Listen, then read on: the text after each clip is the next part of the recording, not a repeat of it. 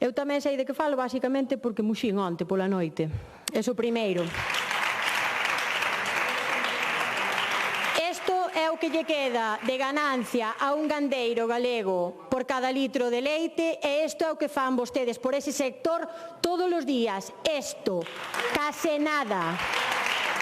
Pecharon, voulle dar datos, pecharon 400 explotacións en 2023. En Europa cada explotación ten 40 hectáreas de media, nós 25, repartidas en 60 parcelas. Aquí a terra mides en ferrados, señoría, non en hectáreas. O límite da supervivencia das explotacións está en 50 cabezas, prímase a cantidade, non a calidade. As explotacións pequenas están condenadas a desaparecer, de feito desapareceron o 40% nos últimos 4 anos. Datos da prensa, non nos inventamos no BNG, señoría.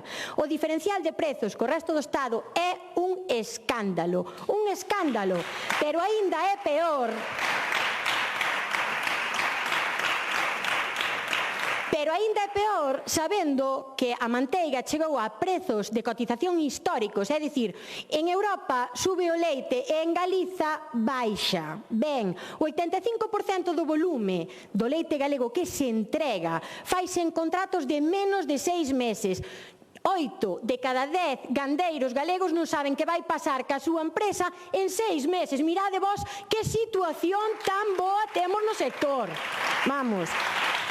E o leite baixa 4 veces máis para o produtor que para o consumidor. Hai 8 distribuidoras que están sospeitosas de incurrir en ilegalidade porque teñen o prezo de todas as súas marcas blancas igual. Que casualidade. Ben, pero para exemplos de irregularidades e do ben que nos foi, poñolle o do cártel do leite que lle acaba de dar a audiencia de Madrid a razón aos gandeiros. As empresas, parte dun grupo de empresas do sector lácteo, pactaban precios e os gandeiros non tiñan ningunha capacidade de negociación. E voulle ler para que saiba aqueles que estamos cas botas de goma na lama, que vostede di, son moi pesada, eu son pesadísima. Somos pesados falando do sector lácteo, chicos, hai que estar calados. Direille a miña pregunta aos gandeiros que era: cando a industria che leva o contrato do leite, tes capacidade para negociar? O primeiro respondeu: o contrato ven para firmar, non che dan opción. O segundo: ven cuberto, se firmas ben e se non buscaste a vida. O terceiro: o prezo ven posto por eles, home claro. O cuarto: viña feito, nós unha vez puxámonos moi duros porque éramos os que máis leite producíamos e conseguimos 1 céntimo de máis. Unha vez.